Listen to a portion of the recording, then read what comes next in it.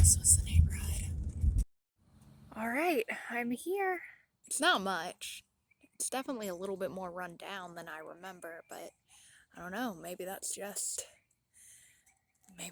how it always was. Recording. Okay. So, what led you to Sean? What?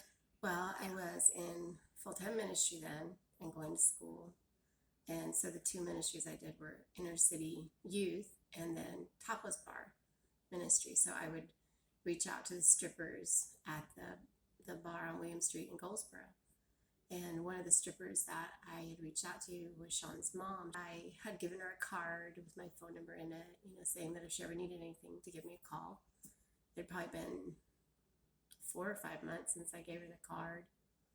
And then I didn't see her anymore when I would go up there because I went up there weekly. But about 2 weeks before Christmas in 2005, I believe, she reached out to me, and they had just moved into this trailer with basically rotting floors in the woods, pretty near where we lived. And I mean, walking distance from where we lived. But they didn't have any furniture. They really didn't have any clothing, like pretty much nothing.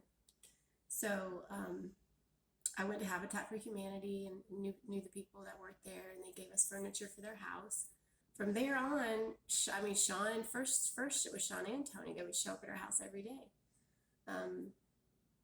But Sean just kept, getting closer. And then he and Sean continued to grow apart. Sean started to integrate into our family. He spent more and more time with us, less and less time at home. And I think the real separation happened when Tony and Sean got in a fight, and Tony stabbed Sean in the hand, and Sean hit him, and then Sean fell to the ground and just began to cry, and they called me to come get him. They said, "We don't know who he is anymore. You need to come take him." So that's when I brought him home, and he was with us for quite an extended amount of time then. So I don't know if anyone still lives here, but I just noticed this little guy, so I'm not going to go past beyond this point, but I remember on the day that the car came to come get Sean, I can't remember if I was in the house or if I was already outside. I remember like a beat up looking car pulling into this driveway here and coming over and him getting in the back of it, and I just ran after the car. They sent his court appointed like mentor to come pick him up, that big yellow car, and put his stuff in the car, and he climbed in the back, and he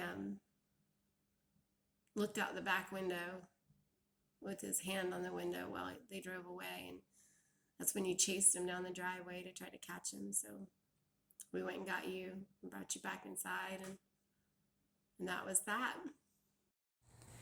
I think one thing that always has kind of stuck out to me about that day was I was just so angry, and I was so determined, like if I could just catch up to the car, it would mean something.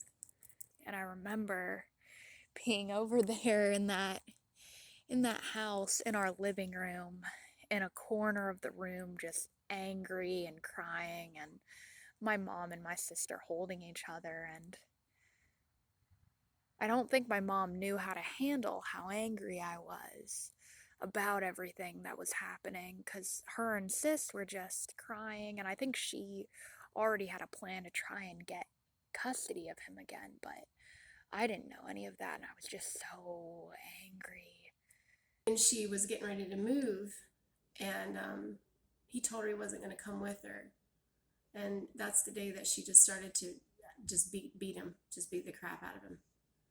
We came and got him, brought him back to the house. I called DSS. I drove him to the counselor's office. The counselor interviewed him. It was the first time that he ever admitted to the counselor that Sheila was abusive and a drug addict. And that's when Sheila, she began to say that there was other things going on that were inappropriate in order to make it where Sean couldn't stay with us. So in light of her allegations, we had to find a different place for him to live.